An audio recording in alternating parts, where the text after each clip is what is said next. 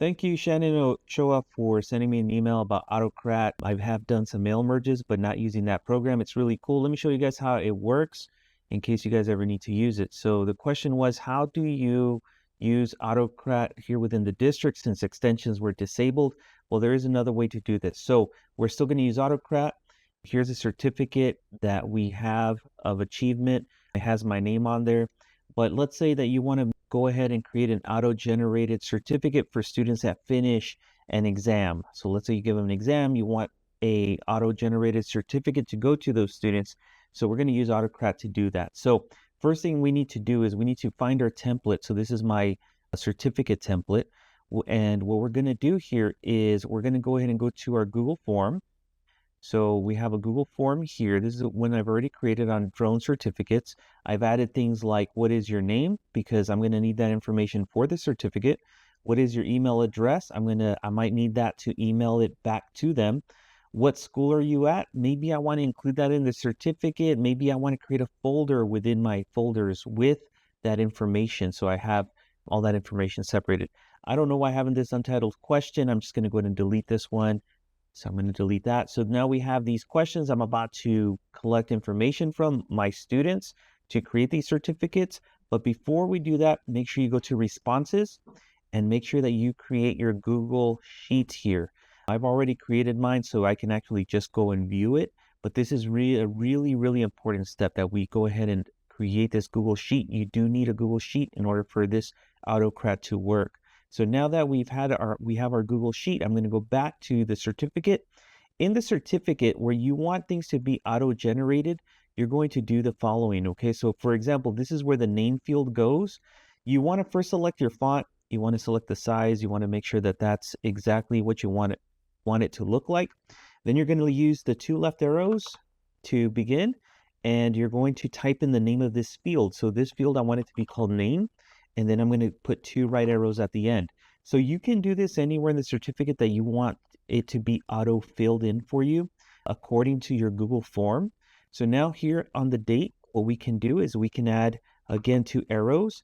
We can call it date and then close it up with these two right arrows. So you're going to need the two left arrows, or the two opening brackets, and the two right arrows, the two closing brackets, and in between those, what you're going to call that field that you want auto-generated.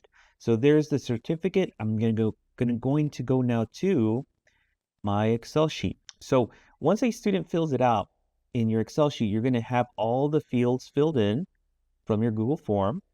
And what I'm going to do now is I'm going to go ahead and just run that one more time. Okay, so I'm going to go back to my drone certificate here. I'm going to go ahead and copy. I'm going to go ahead and record this as if I was a student. So what is your name? So let's just say Pancho Villa. And what is your email address? I'm going to put in my school email address so that we can see an example. What school are you at? I'm going to select, and I'm going to go ahead and submit.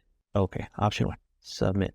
Okay, so now that I've submitted my drone certificate, I'm going to go back to my Google Sheet to make sure that my response is there. So obviously there's Pancho Villa. He's in that Chrome browser because most of these have been disabled. There are a few that are still allowed, but most of them are disabled because of security reasons. So instead, we're going to use this tab up here in drone certificates called extensions. We're going to click on that.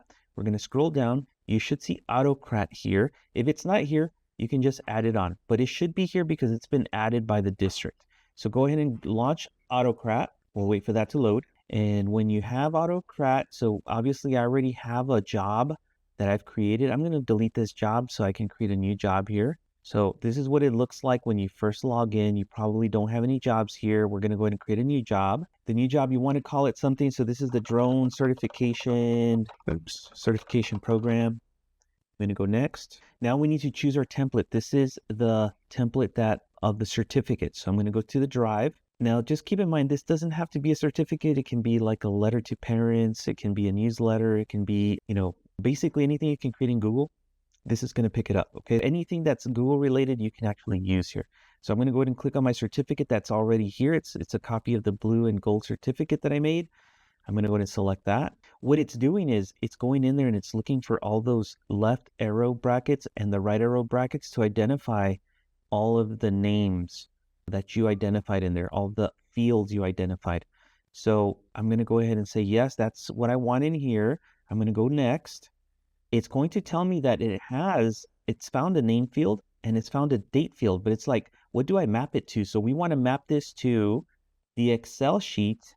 Okay, so the Excel sheet has these responses up here. This is what we called these tabs up here. So we're going to go to mapping the columns.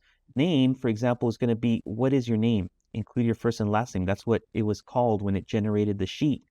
And date is going to be this timestamp. We're just going to use this timestamp. Probably not the best thing, but we're going to use the timestamp for an example.